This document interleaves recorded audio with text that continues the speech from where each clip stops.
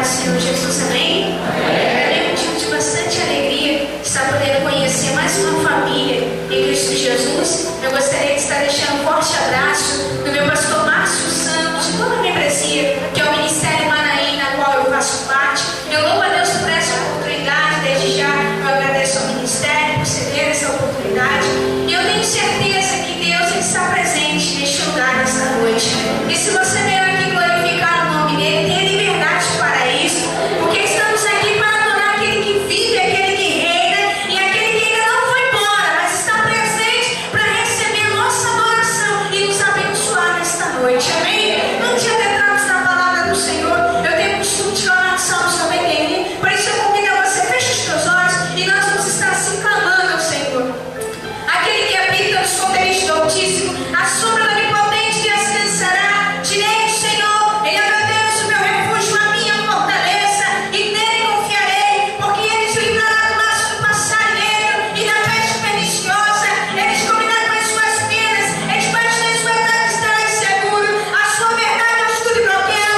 Não temerás espanto noturno, nem seta que apanhe de dia, nem peste que ande na escuridão, nem mortandade que assola ao meio-dia. Mil cairão ao teu lado, 10.000 à tua direita, mas tu não serás atingido. Somente com os teus olhos olharás e verás a recompensa dos ímpios, porque tu, ó Senhor, és o meu refúgio, o Altíssimo é a tua habitação. Nenhum mal te sucederá, nem praga alguma chegará à tua tenda, porque os teus anjos darão ordem ao teu respeito, para te guardar em todos os teus caminhos. Eles te sustentarão nas suas mãos, para que não tropeces com o teu pé em pedra. Pisarás o leão e a aspe, jogarás os pés o grito do leão e a serpente. Você também encarecidamente me amou, também eu livrarei, pô-lo-ei no alto retiro, porque conheceu meu nome. Ele me invocará, e eu lhe responderei. Estarei com ele na angústia, livrarei, glorificarei, dar-lhe-ei abundância de dia, e lhe mostrarei a minha salvação. Você pode glorificar ao Senhor,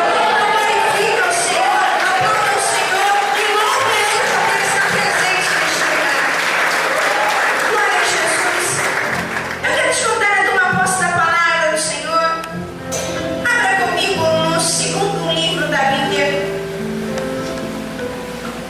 Êxodo, capítulo 3. Livro do Êxodo, capítulo de número 3. A minha versão ela é atualizada, então ela é um pouquinho diferente da sua, mas ela quer dizer a mesma coisa, amém? Diz assim a palavra do Senhor. Quem achou de amém?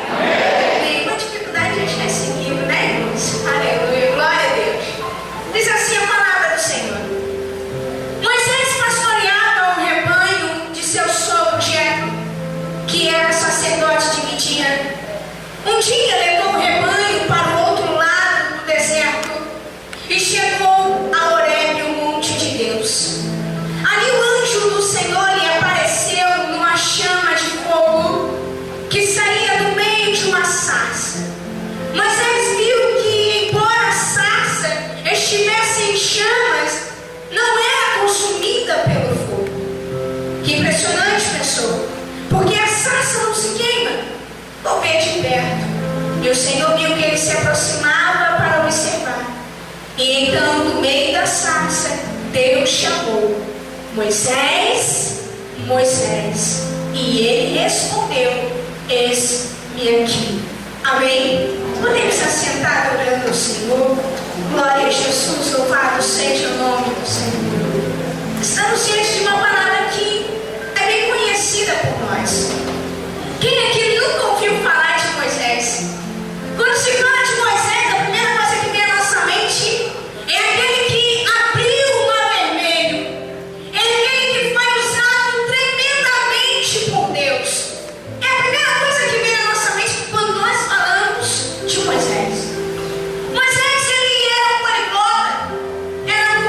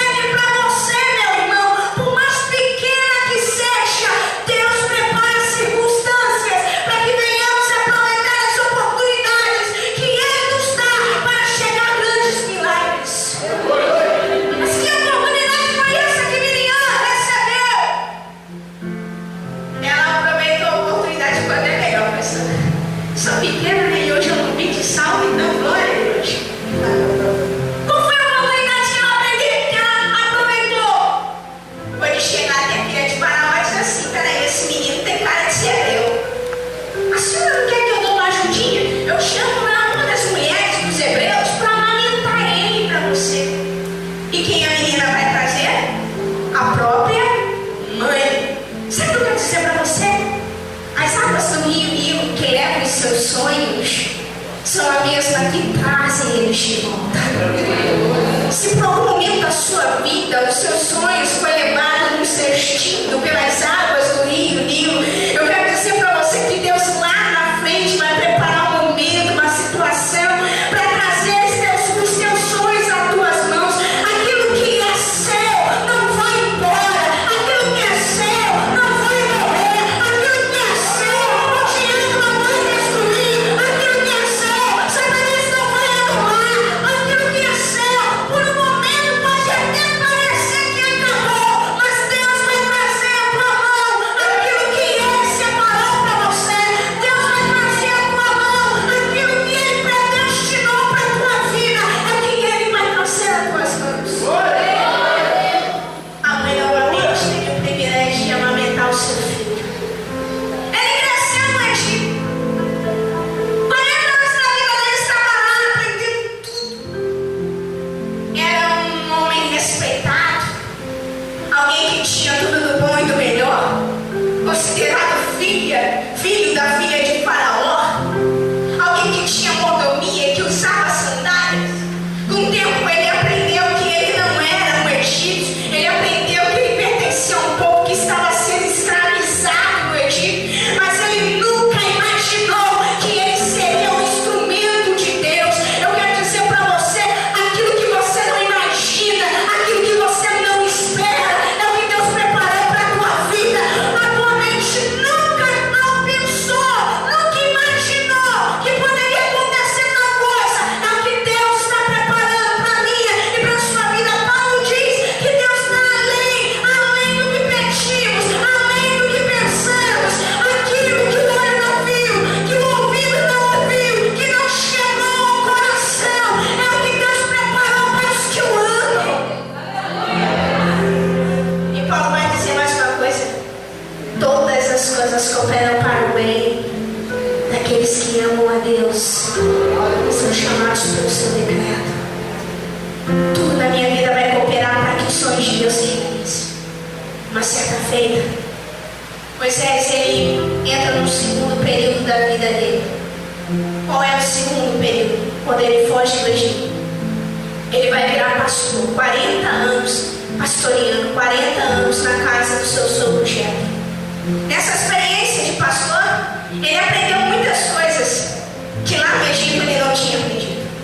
E aí uma certa feita ele pega o rebanho e vai a Horebe. Chegando lá, Deus tinha marcado um encontro com ele. Ele viu uma coisa que impressionou ele. Ele viu uma coisa que ele nunca tinha visto antes. 40 anos na vida dele, ele nunca tinha visto uma coisa tão impressionante como aquela. Uma sarça que pegava fogo. E detalhe,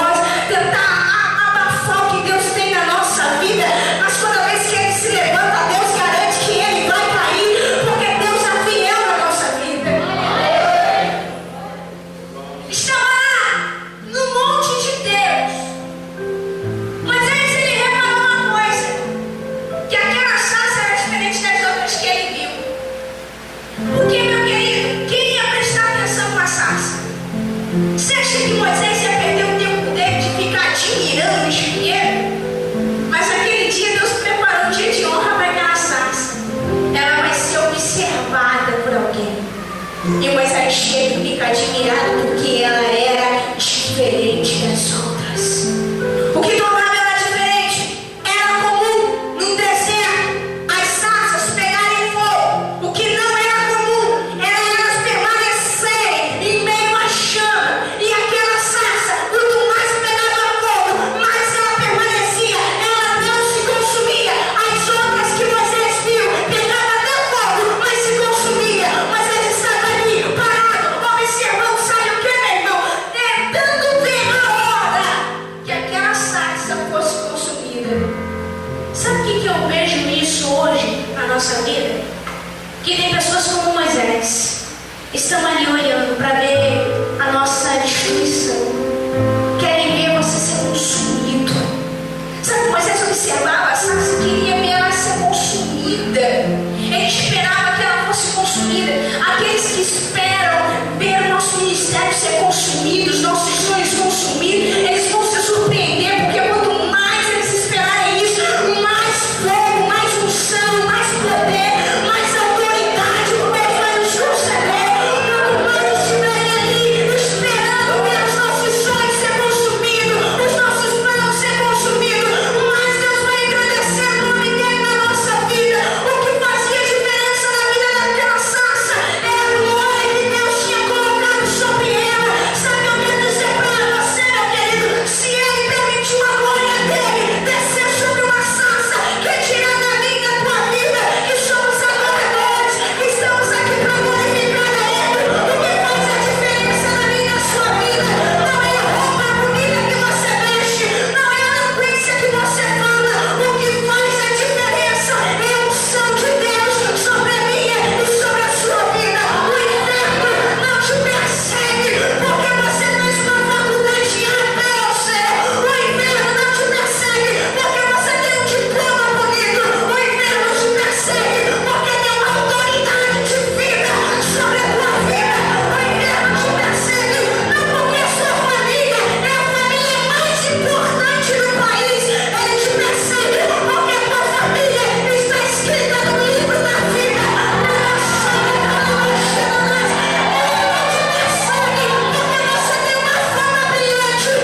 te persegue porque você tem uma glória que não para, que não cessa, que não acaba na tua vida. Ele não te persegue porque você foi lá naquela calçada da fama, pisou lá e o teu nome está lá.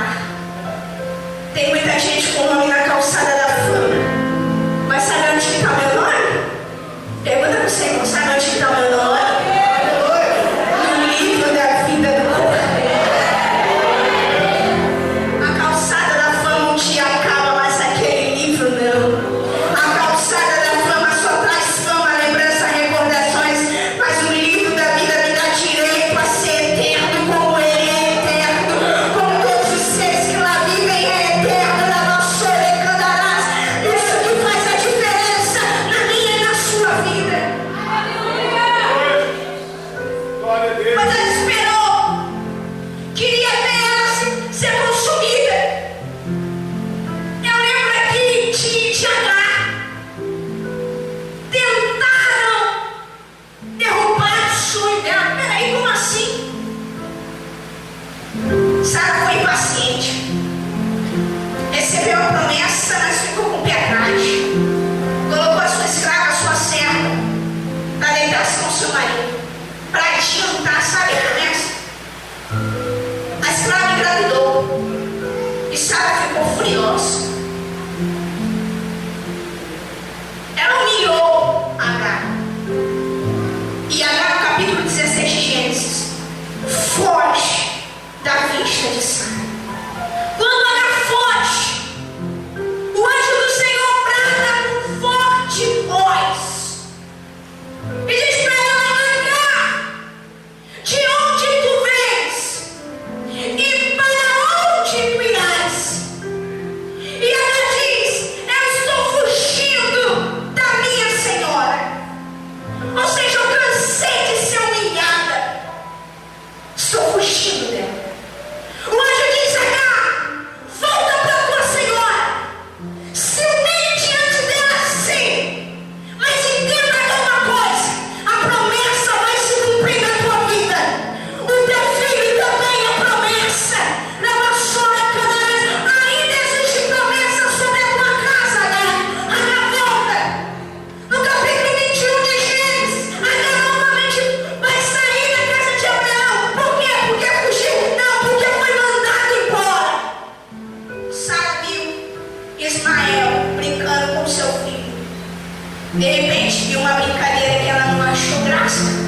chegou para Abraão e disse assim: manda esta tua escrava pegar o filhinho dela e ir embora para longe daqui. Sabe o que me chama a atenção, meu irmão? Que Sara sabia o nome de Agar, mas não chama Agar pelo nome. O que ela diz? Manda esta. Ou seja, para mim não é nada. Agar vai, pega o água, e vai andando pelo deserto, errante pelo deserto de Berseba. E lá no deserto, ela pega Ismael, viu que a água acabou, viu que não tinha nada, pega o seu filho, coloca numa árvore, fica distante dele, vai para um outro local, porque dizia no seu coração que eu não veja o meu filho morrer. Agar estava pensando que a promessa ia morrer, mas quem fez a promessa, ainda que ela chegue a morrer, Deus ressuscita ela, porque promessa é promessa.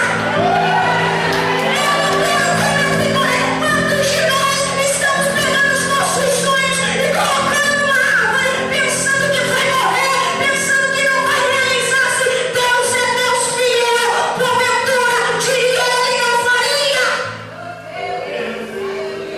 Deus que eu sigo não é homem para que minta, não é filho do homem para que se arrependa. Assim disse Abraão. E ela colocou o menino. Só que a Bíblia vai dizer que o menino chorava, lacrimejava, e o anjo bradou com forte voz. Sabe como que o anjo chamou ela? Agar! Chamou ela pelo nome. Agar! Deserto, querido, não tem nada. Amém? Não tem nada. Lugar que não tem nada, não faz um é? Faz? Faz um é. O anjo bradou e a Bíblia descreve que foi um brado forte. Agar! Todo o deserto escutou o nome dela. Agar! Sabe o que eu quero dizer para você? Sara te chama de extra, mas o Senhor chama você pelo teu nome. Chama o teu nome pelos quatro cantos do deserto. Ou seja, lá onde for, o teu nome vai soar. Quem abafar o teu nome, quem abafar aquilo que Deus tem para tua vida, mas Deus vai tratar nesta noite, porque Ele é Deus de promessa. Agar! O nome dela, Sou. Levante, pega o teu filho. Esse que Deus ouviu o clamor daquele menino, porque ele chorava. Ismael não parava de chorar, e o choro dele entrou nos céus. O choro dele foi ouvido pelo Deus Todo-Poderoso. E mais, Agar, a tua promessa, ela está de pé. Levanta-te, come, porque Ismael será uma grande nação. Deus abençoará ele também. Sabe o que eu quero dizer para você? Sara não precisa acreditar em você, mas Deus acredita. E se Ele acredita, ponto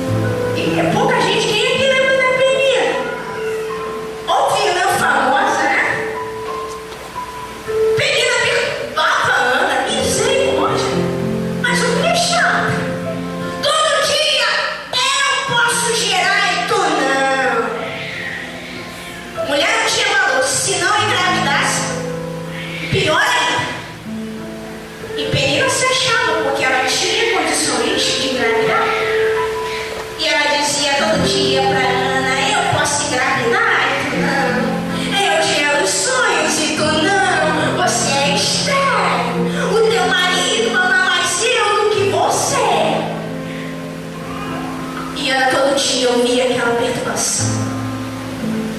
Você pensa que Ana debateu com Penina? Você pensa que Ana fez alguma coisa, alguma revolta? Ana foi botar o joelho no chão, botar no pó. Começou a chorar. A Bíblia diz que a alma dela estava tão entristecida que ela não conseguia nem falar palavras de liberação. Ela só gemia, clamando ao Deus Todo-Poderoso. Sabe aquela mulher, Penina, que estendia a mão para amaldiçoar, que estendia a mão para jogar na cara dela que ela não poderia enxergar? Aquela mão que condenava, aquela mão que apontava para a destruição de Ana, foi a mesma mão que teve que puxar os sonhos de Ana, porque a tradição dizia que uma mulher que já tinha filhos, ela tinha que ajudar no parto naquela que nunca teve. Então Penina teve que meter o mão arado e pegar Samuel de Ana, teve que ver Samuel vencer. Ela dizia: olha para o estéreo, e Deus disse: eu sou aquele que faz o estéreo dar a luz. Penina que condenava, Penina que apontava, foi a mesma que tirou Samuel e viu a promessa de Deus de pé na vida de Ana. Eu quero dizer para você: aqueles que te condenam, aqueles que te xingam, vão ser aqueles que vão dizer: lá vai o homem de Deus.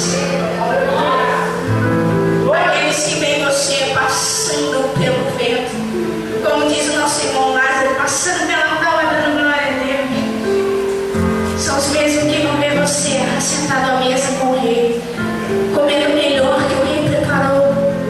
São os mesmos que vão te ver sair de Lodebar, no lugar do esquecimento, e te ver se sentar na mesa com Davi, comer o melhor que Deus preparou para a sua vida. Não importa onde você está, aonde você estiver, é lá que Deus vai te exaltar. Deus não tirou Ana na casa de Elcana, Deus exaltou Ana lá na casa de Elcana para mostrar que ele é fiel. Deus vai te honrar onde você estiver. No lugar da tua humilhação, esse lugar, presta atenção, este lugar da tua humilhação será o lugar da tua dupla honra. No lugar da tua vergonha. Essa é uma palavra profética de Deus para mim, para a sua vida, e eu já tomo posse, e você tome posse aí, meu querido. No lugar da tua vergonha, Deus vai fazer a dupla honra chegar para que o nome dele seja glorificado. A Sassa está lá. Ela também foi uma vítima de humilhação, tadinha, ninguém lembrava-se dela. Mas Deus lembrou dela. Deus preparou uma glória. Sabe o que eu quero dizer para você?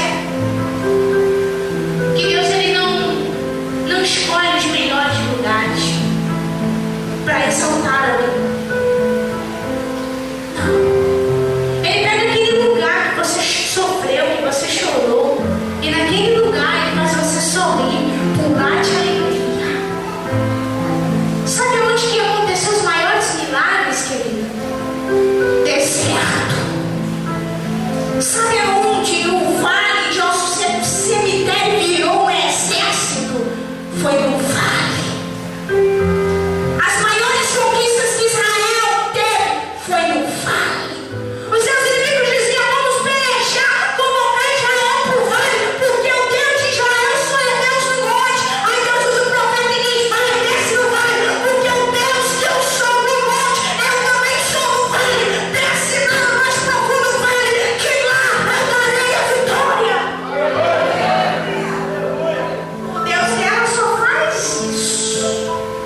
É engraçado que hoje em dia tem tanto Deus, né? Tem Deus para tudo. Deus pro sol, Deus pro amor, Deus pro cenário, mas o que? O meu Deus é tudo em um só. Ele é todas as coisas em um só. E aquele que está nele também pode todas as coisas. Disse Paulo: posso todas as coisas naquele que me fortalece. Quem me fortalece é Deus. E se é Deus, eu posso tudo até no vale. Ele se impressionou e ele escutou a voz. Ele ia chegar perto. Gente curiosa é assim, né? Não basta olhar de longe, tem que chegar perto. E nem quando tem acidente na rua, não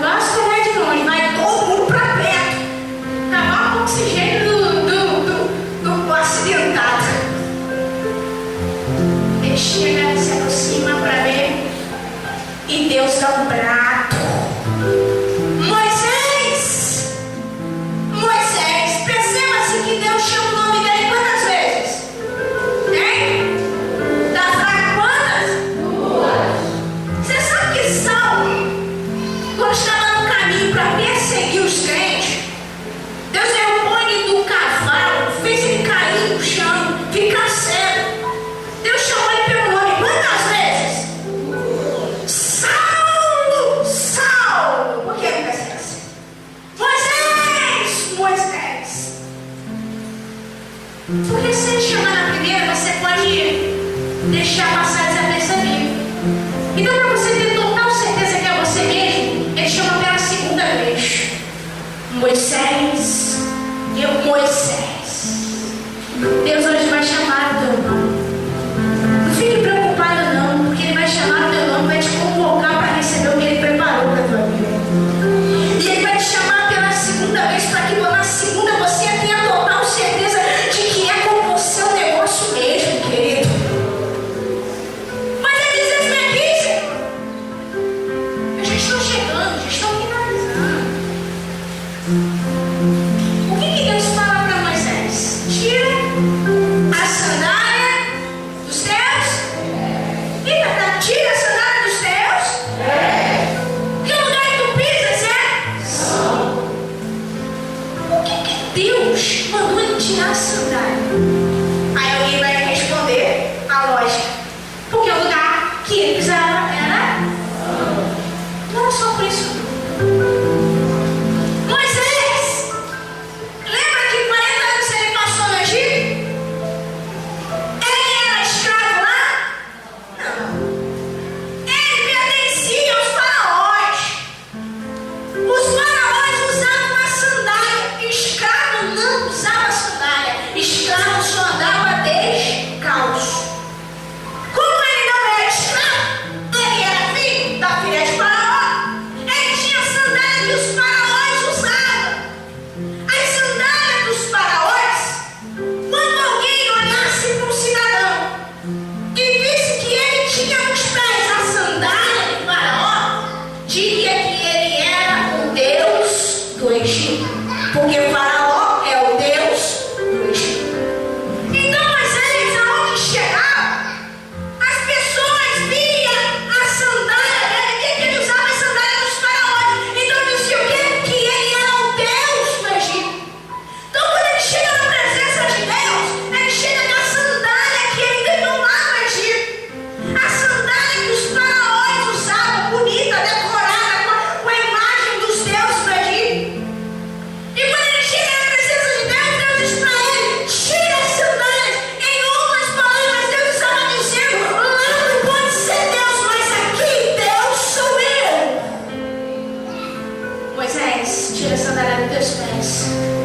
Sabe por quê? Porque tu não é Deus. Porque essa sandália não é nada. Tira a sandália dos teus pés, porque o tempo do Egito passou. Tira a sandália dos teus pés, porque coisas novas eu quero fazer na tua vida. Eu quero dizer para você, irmão, tem muito crente ainda que está usando as sandálias dos faraós, se achando Deus do Egito. Sabe, muita gente que bate no peito e diz: eu faço, eu posso, eu prego, eu faço e aconteço. Tem muita gente orgulhosa no meio, tem muita gente cheia de orgulho no nosso meio, tem muita gente cheia de soberba no nosso meio. Não estou dizendo que não, querido, mas essa é a verdade. No meio do evangelho tem muita gente que acha o Deus do Egito, que ele está com a sandália de Faraó. Ah, porque quem prega sou eu. Eu não aceito uma oportunidade de 5 minutos. Deus não usa quem se ensoberbece. Deus usa aquele que é humilde, porque a humildade, ela é a marca do Espírito Santo. Jesus, querido, ele andava no deserto que só a graça.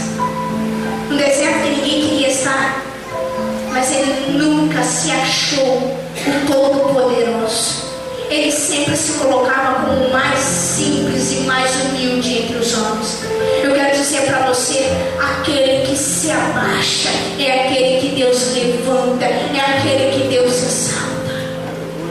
Tira essa sandália dos pés dele. Final, todos nós sabemos. Se coloque de pé nessa noite.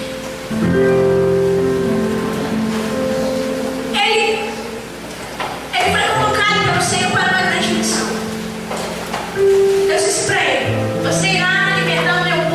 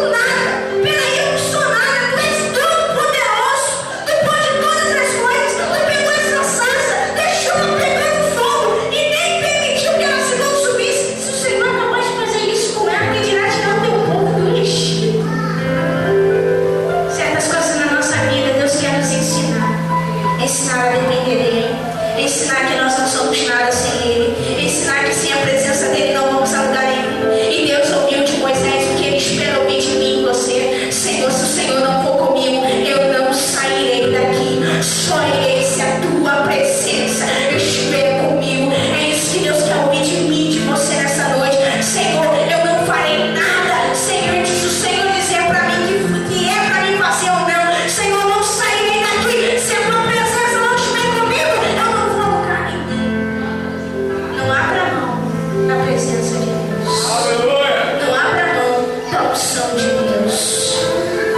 Para a gente fechar essa mensagem, eu quero dizer para você, meu irmão, eu não sei o que na tua vida foi enterrado.